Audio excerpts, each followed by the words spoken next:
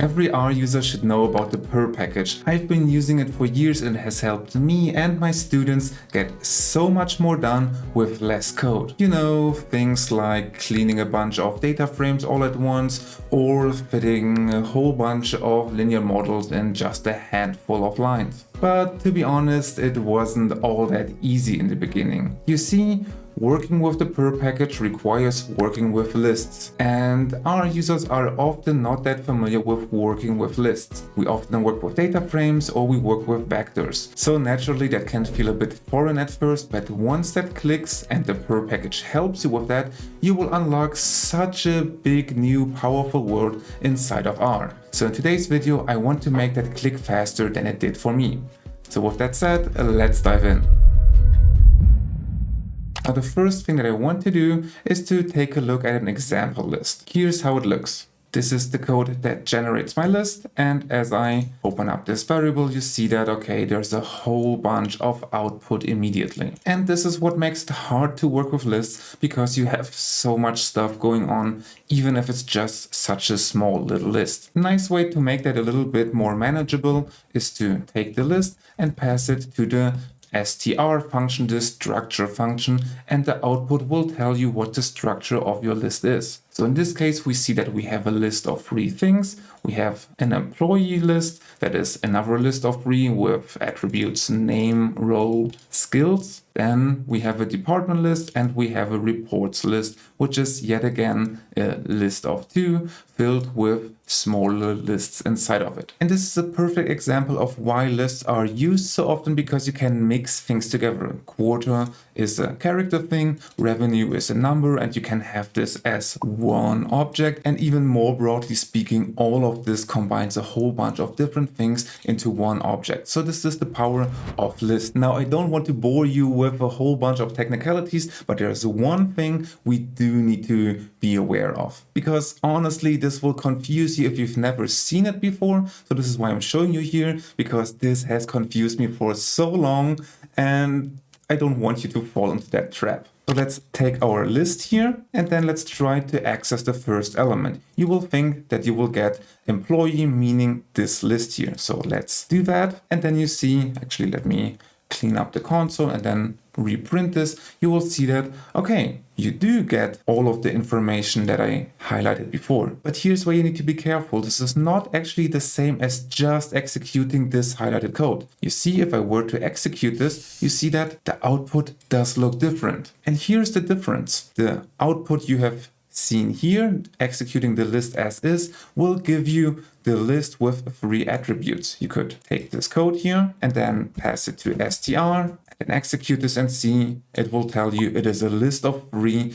with these 3 attributes. But now watch what happens if I do this str function on our previously indexed list. As I execute this now, you will see that this is a list of 1 containing the list of 3 that we've had before. So if you just use this one bracket to access an element, which is a very common thing, then you will get that list including the name that you have saved it under inside of the list. So that's why it's kind of neat that you get this employee thingy here. So as I scroll up here, you see it's first employee and then it's employee name, employee role. So you do still have that information if you use one bracket. So it is convenient, but it can mess you up if you're not aware of that. And to avoid that, what you need to do is to use 2 brackets, and then you see that we get the output that we've had before. And if you put this into the str function, then you also see that this does the thing you often wanted to do. And of course, this also works with names. So we could put in employee in here in quotation marks, then you also get that result. And finally, if you use the demo, the variable, and then use $sign and then employee, then you see that you get the same thing as if you had used these double brackets. So that's a whole bunch of potential for confusion. So this is why I'm highlighting this stuff here, not to bore you, just so that you don't feel that this is super weird, well, it is weird, but you now know that it is weird and you can deal with it accordingly. So with that, we are now ready to do some actual cool stuff. So now let's take a data set. Let's do the good old empty cars data set, which is baked into R. It's this one here. What we can do now is to split this into groups by a specific variable. For that, from the dplyr package, we can use the group split function and say we want to group this by number of cylinders. And that way we now get a list of 3. So this is a data frame containing all the rows with number of cylinders 8. This is the same thing for number of cylinders 6. And this one is the data frame for cars with 4 cylinders. So that's what group list does. It splits things into lists. So let's call this list dfs as in list data frames. And now we can continue working with this list. For example, I might like to fit a linear model. That's like the classical thing to do with this data set, a linear model based on each of those data frames, and then explaining the mpg variable, this one here, via this wt variable. And if you look into the documentation, it will say it is the weight, and we're explaining the miles per gallon by its weight. So that's the linear model we want to fit here. So what we can do is take our list, and then we can iterate over every data frame inside of that list. For that, we use one function from the purrr package, and this is where purrr is starting to show its power. Namely, we can use the map function to apply a function on each and every entry within this list. So what we need to do in this map function is to define a custom function. Let's call the argument that we stick into this function df group. And inside of this function, we're going to use the linear model function and say, okay, let's explain mpg via wt. And the data that we're going to use will be the data that will be put into the function that we use to iterate over each list entry. So now as I execute this, we see that, okay, we now have once again a list of 3, and each of those list entries will contain a linear model. Goes to show once again the power of lists. They can contain anything from just regular vectors to complicated models like we see here. But now we have lost the information of what cylinders or what number of cylinders each model refers to. That's kind of a crucial thing. We don't want to mix that up later on. So let's calculate labels for these groups.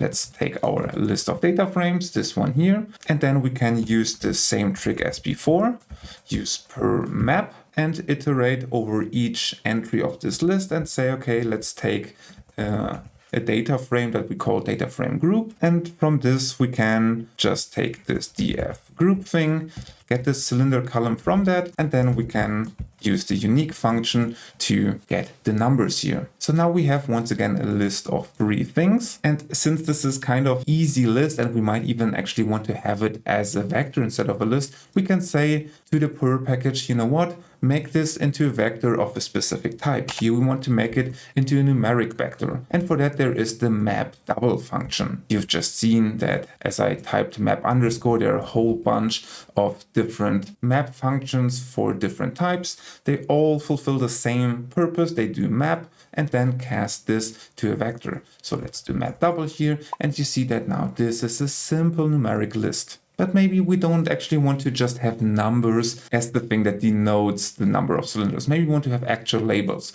So let's try to make paste 0, or let's use this to combine the number with a prefix that we call sil underscore. And now as I try to execute this, map will error out and will tell me I cannot coerce this to double because this thing will give me a text, and you say I'm later supposed to put this into a character vector. This doesn't work. So if we just use regular map, this will always work, and it does calculate the output for us, but we still want to have a nice vector, so we can say this time coerce this to a character vector, and there you go, we have a nice character vector of names. So let's save this as names groups. So now we can take this list again and name each entry according to the names we've just calculated. For that, we can use the purrr package again and use set names and specify that the names shall be taken from this vector here, and you see immediately that the result barely changes. It is just that now we have, instead of the indices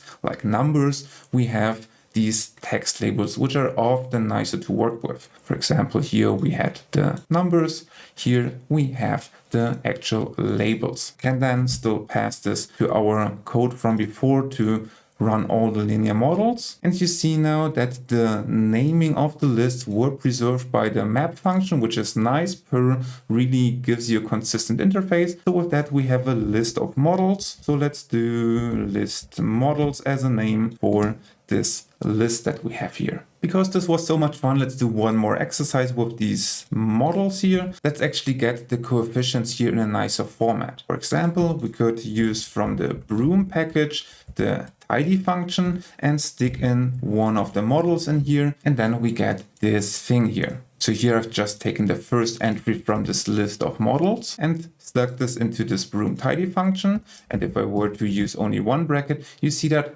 hey, this doesn't work. And this is once again where you can be confused. So that's why we use these double brackets here if we really want to get the list entry and not a list of one. And then the function works, but we don't want to have this only for one of the list entries. We want to iterate over all of the things here. And we've already learned that purrr map will do this for us. So let's take the list of models and then use purrr map, and let's create a function that will be applied on each model. And we've just seen that the tidy function from the broom package actually does what we want. Use the model, we're just calling the variable of the function like this, and then we stick this into the tidy function. And then there you go, you have all the coefficients for each model that you fitted earlier. We can get rid of this stuff here. And for now, let's save this into list summaries. But now it would be kind of cool if we had all of these data frames combined into one. And to do so, we can use one of the many list functions from the purrr package. So we could take our list of summaries and pass this to the purrr package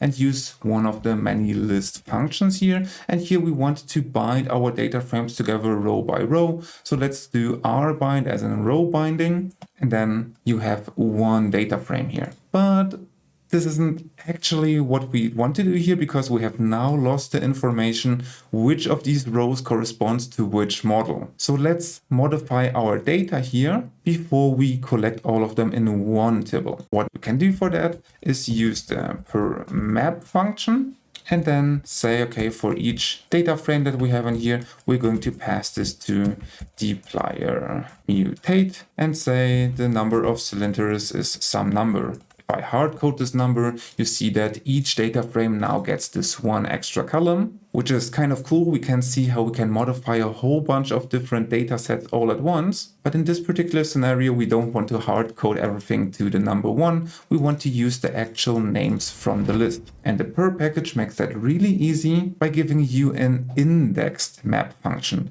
The code for that is imap, basically the same function, but with an I as an index in front of that. And then the function that you use is not supposed to be just a function with one argument, but instead it's supposed to have two arguments, and the second argument will either be the name or the index if you don't have names inside of your list. So that's why we can use the name that we have here and stick this into the cylinder column. We execute this part. We now see that, cool, we have different stuff inside each of the data frame. Here I'd actually like to make this into a number. So why don't we use from the reader package the parse number function to get the number out of the different labels we have here. I know, kind of silly that we first made the label and then extracted the number back, but I'll show you how to do better in a second. But for now, let's marvel at how this works at all. And then we pipe this to the rbind function, and now we have one data frame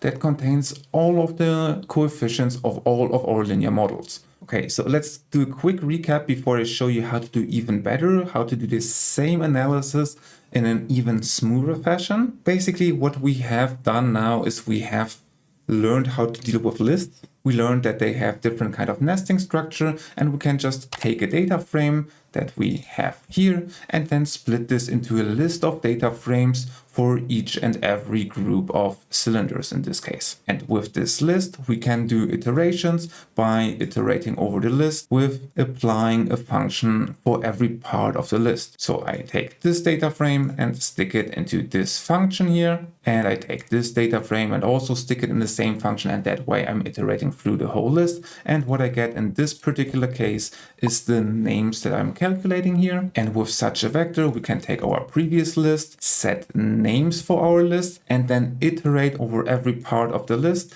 And notice that the initial names that we have set are kept. And now we can rinse and repeat all of that stuff to get a list of coefficients. And if we want to bring it all together, we have list rbind to collect all of the data frames or to collect all of the different parts of the list. But first, if we want to do an indexed iteration over each list entry, we use the imap function to use not only the entry of the list itself, but also the name of each part of the list. And if we do that, we do finally get our table that has all the information of all our linear models. So that's pretty smooth if you ask me. Now, this can be even smoother because we did a silly redundant thing here. We split into a list to get this list, and we calculated the names, and we even made them into names, and we later on converted these names back to actual numbers, and we had a whole bunch of intermediate variables in between. That's a whole lot of overhead that you often don't want to have.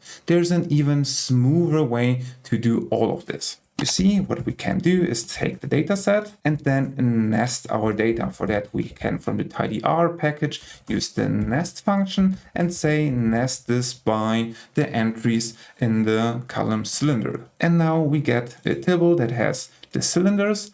And now we see that we have inside of our table, we have these entries with all of the list entries that we've had before. So if we compare this, in this table here, we will have this data set in there. So basically the table is so nice that you can store arbitrary complicated things in list-like columns. A table will also tell you this is a list-like column. And now what you can do is to combine dplyr mutate to calculate new columns with purrr's mapping mechanism. So let's do dplyr mutate and say we want to calculate a new column. Our column could be the model column. We're just calling this column model and say, okay, we're using purrr map. And actually, I don't even have to type this out. What I can do here is to take this part and say, oops, I copied too much. I only wanted to overwrite this part here and say the first argument of this map function, we're always passing the list of models into the map function. Well, this time we're just taking this from a different column,